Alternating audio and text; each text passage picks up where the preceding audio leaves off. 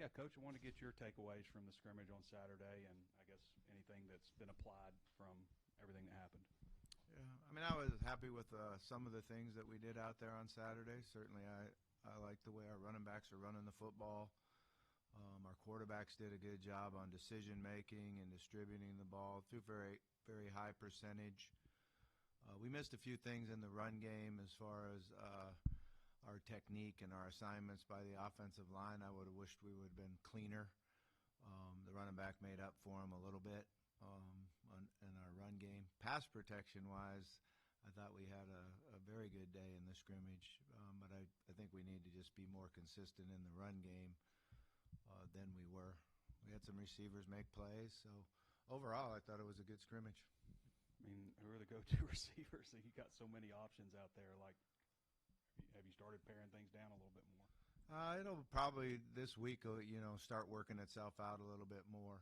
So you go into some situation work this week and game plan stuff, and still go ones versus ones, so you get that competition. But Monte still had another big game, had our big day out there, made a lot of catches, did a good job of running routes, ran after the catch. So I was happy with him. CJ had a big touchdown for us and run after the catch, which was great to see, something that we're really looking for. Jay Brown had a big day. I thought he felt good about it. He looked fast out there, and the thing about him is he is fast, so as long as he knows exactly what he's doing, he's going to play like that, and that was what was good to see, is that he wasn't hesitating. He really looked like he knew the offense better and made plays. Megan Blake had kind of a tough day as far as getting balls thrown to him.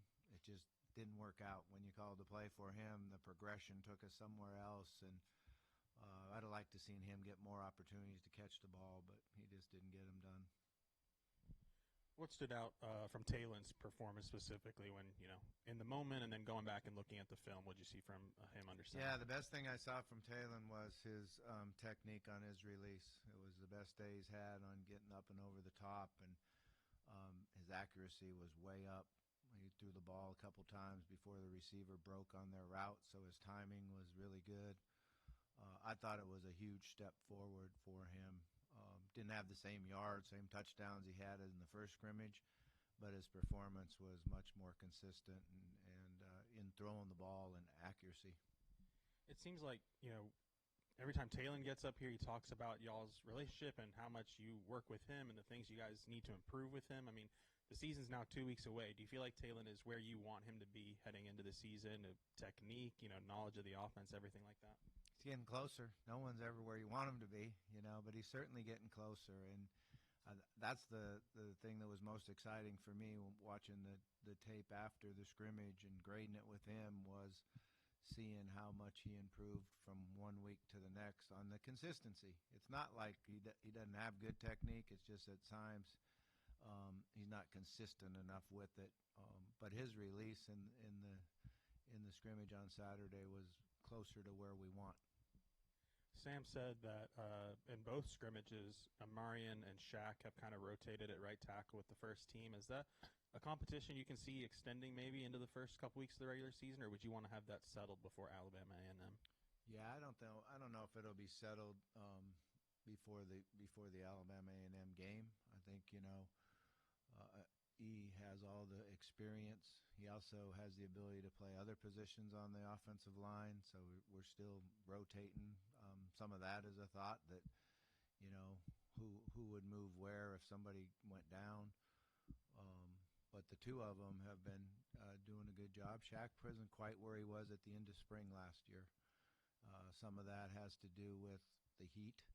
Some of that has to do with the longer, tougher, harder practices and being young and learning how to be mentally tough.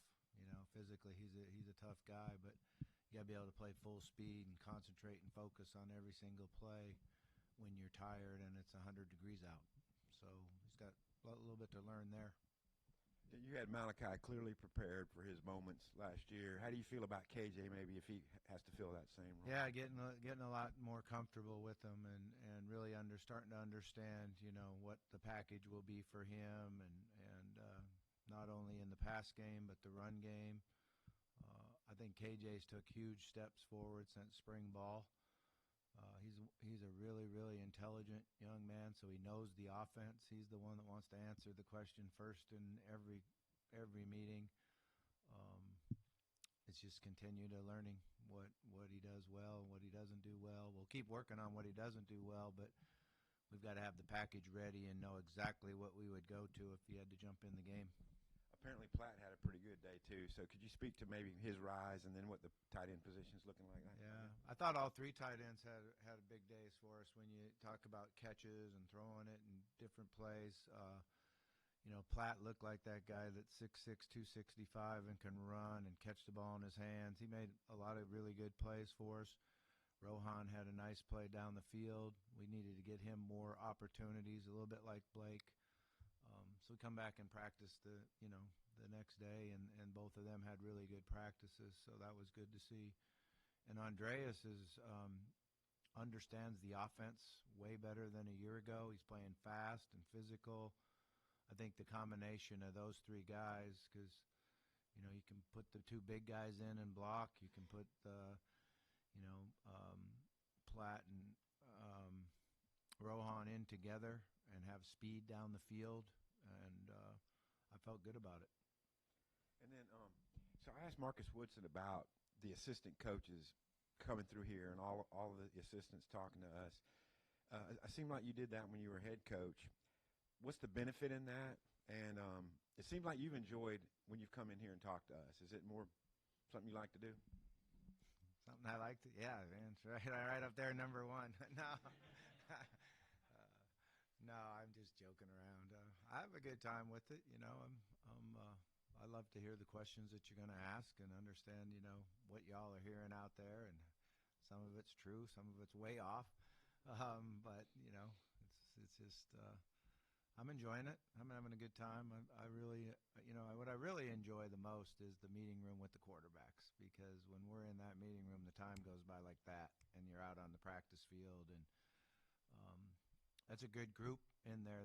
They're good young men and very, very motivated and very dedicated. They put a lot of time in themselves without me in there, particularly with this new gadget that they got. Coach, last year, I know your goal is to win the game, but last year against UAPB, you got to get Malachi and KJ some work at quarterback in that game. How beneficial do you think it would be to get KJ and maybe one of the others some work against Alabama? And if it worked out that way, because when Malachi came in against Tennessee, it wasn't, like deer in the headlights his first time or something. You feel like it would be beneficial if you could get KJ some work? Yeah, the way I've always looked at these games is that we have to be mature enough to understand that we need to go out and execute and score points and work to score every single time we have the ball and allow our depth to get into the game. And that's how you develop. Like you said, with Malachi last year, he's out on the field. I knew exactly what we were going to do with him, and he executed and did a good job. And it certainly gave him confidence the next time that he jogged out on the field. But that's up to our players to be mature enough and prepare themselves well enough and really approach the game like it doesn't matter who we're playing, and it matters how we play, and we have to take care of ourselves. Mike Washington's really taking hold at running back. Do you feel pretty good about Braylon, Rodney Hill, and those guys behind him or with him? Yeah, I really do. I think he's been a great influence on them. First on Braylon. Braylon's practicing harder and more physical, and Coach Smith has him doing a great job of running with his pads down and exploding up through it. So I think the emphasis on that has really helped him. Rodney's a speed guy too, so he's a threat, running with the ball outside, screen game, throwing the ball to him down the field. He's a really good option route runner. We're going to need option routes on third down situations. So I feel like we got a good handle on those three guys. Coach, I think about a week last week when you came in here, you mentioned Cam Shanks. He'd been banged up. You wanted to see what he could do. I think he's been out there a little bit since then. Do you like what you've seen from him since then? Yeah, no doubt about it. He's a little, but he doesn't play little. He doesn't play little because he can elevate and turn his body. Short guys that can't jump and turn in the air are hard targets to hit. You can actually throw him open, and he's able to elevate and turn and make those catches. And it's nice to have him back out there because we need the time with the quarterbacks working with them to understand, where he's going to be, what his quickness gives us because he's super quick, and he's a hard matchup because of that quickness. Y'all are also expecting him to be a big factor in the return game as a punt returner. You had a really good punt returner when you were here in Joe Adams. I'm curious, do you see any similarities there, or are they completely different? Just kind of how would you assess those guys? Yeah, I think what we really need to do is get into the games and that so you guys can play it on the phone so I can watch it when I'm driving to work. We got new skills now. You can drive and watch at the same time. So I've been developing those pretty well because, to be honest with you, I don't spend any time at all watching special teams in practice. But I do remember him from a year ago, from what he did at UAB and, to lead the nation in 3 different categories and see what he did out, on the field. Very, very impressive. And his quickness as a receiver and his toughness, that would remind me a lot of Joe. Joe was unbelievably quick, change of direction, stop and go, and then tough and enjoying running the ball. When you got that mental toughness, it helps a lot.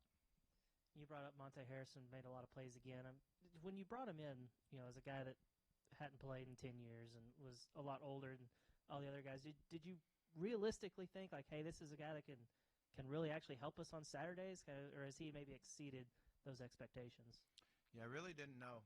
Didn't know a whole lot about him. Did go back and watch his high school tape, and very, very impressive, the different things he did on high school tape. He was a good punt returner in high school. He lined up at quarterback a little bit in high school, and all those things were exciting. And then, I think when you this summer when you put up on the board all our players and their size, strength, speed, jumping ability, he just pops off the board going, man, this is unbelievable how talented this young man is, or old man is. I don't know what you call him, young or old. Still young to me, I can tell you that. But he is unbelievably talented, and now he understands football. He's been away from it for a long time. So he's done a great job for us so far. We got to keep it going. It sounded like in the scrimmage, the offense did a lot better job taking care of the ball. Not a lot, if any, turnovers. Just to the extent that you can tell from a scrimmage and when you're not hitting the quarterback, how optimistic are you that the offense can take care of the ball better this year? Yeah, we need to. There's no question about that. And, one of the things that helps you take care of the ball better is your pass protection. So we can secure the ball in the pocket, get the ball out of our hand, and don't take those blind hits in the pocket. We've had a good emphasis on carrying the ball correctly at each position. When we get in traffic, chinning it and locking it. And I'm seeing those show up on video, so our coaches are doing a really good job of it. Just to follow up on Braylon practicing harder, what have you seen of his progression from the first day of camp? Yeah, he understands offense. He's been, last year as a true freshman, you come in and you don't really realize how much you play into pass protection. And, in high school, he probably didn't have to do it a whole lot, but he's taken it very, very seriously. He understands now how to use that big body and his strength because he's a very explosive guy. So that jumps out at you is how much better a pass protector he is, which allows him to play in the game for second and third down. So that's great. If there's a position battle going on someplace other than quarterbacks, obviously you work with the quarterbacks. How much say would you have in that as coordinator? A lot. We talk a lot. When you come in and have a meeting on the depth and on that, Coach Pittman's in there, I'm in there, and the position coaches are in there, and sometimes we agree, sometimes we don't agree, and Coach Pitt's the boss, so he makes the final decision, and then you figure out how to work guys into using what their skills are. Because there's a lot of starters on offense when you look at receivers, tight ends, running backs, fullbacks. It just happens to be what you trot out there in the first play of the game on who really starts. But we see it as a lot of starters on offense. Now the O-line's a little bit different. That's the 5 guys you want to get together and get to know each other and stay together and work and rely on each other. So that's one where you don't rotate as much on the O-line. Although there's times in throughout my career that you've rotated a guard and each one of them plays about 50% of the game, and then they make each other better because they're not out there the entire game. They're fresh and never get worn down. How much, as far as I know, in the scrimmages, it's been 1 versus 2s. How much of a good look, or how much have the 2s defenses or the 2s defense pushed your guys on the 1 offense? Yeah, I mean the first scrimmage was mostly all 1s versus 1s, and then we did have 1 rack of 1s versus 2s. The last scrimmage you go 1 versus 2s, so it's something where I just focus on the offense. I have no idea about that, but we're trying to execute and do what we can do offensively, and the combination of running the ball and the play action game and quick game and drop back game. You call scrimmages a little bit different than if you were really playing in a game, because a lot of it is we want to try our guys, we want to test them, we want to see what the boundaries are. So sometimes you'll run the ball 5 times in a row. Sometimes you'll throw it 4 or 5 times in a row just to see how we can stress our guys that are out there on the field. If you guys had to play on Saturday, how confident or how good do you feel about your team if you guys had to have that quick of a turnaround? I feel good about it. We're getting closer to where we need to be. Last time we talked with you, you said C.J. Brown knows the offense better than anybody, which is high praise for a sophomore. Just what did you see from him this offseason to kind of get that type of confidence from you? Well, really, it was last fall. He started, getting involved in the offense late in the season. He could run in there and add depth at 2 different positions. Had a nice bowl game. I thought he did a really good job in the preparation for the bowl game. Right now, he's playing 2 different positions for us, and his skill set his quickness is really good inside. But he also has the really nice speed and routes that he can hit on the outside, and the quarterbacks feel good about where he's going to be on the deep throws. So he's going to have a good year for us. We're happy. What I was told was on that 91-yard run that Talon checked out of a pass play, I guess. I guess he saw a blitz, and then Kittler made sure everything was right. Is that accurate? And how has Kittler been in terms of I guess, but with his experience playing center in the past and bringing it to this year? Yeah, Taylor made a good check. They like to say they got the freedom to check plays at the line of scrimmage. That's good as long as they check it exactly what we want them to check to. We're in good shape with that.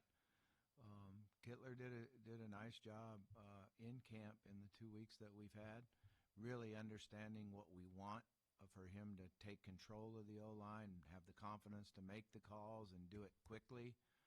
I really like what we've seen from him, and he's quick and sneaky, and that's what you have to be as a center. You got to be a little sneaky out there, and he's good at it. Appreciate you, Coach. All right, guys. Thanks.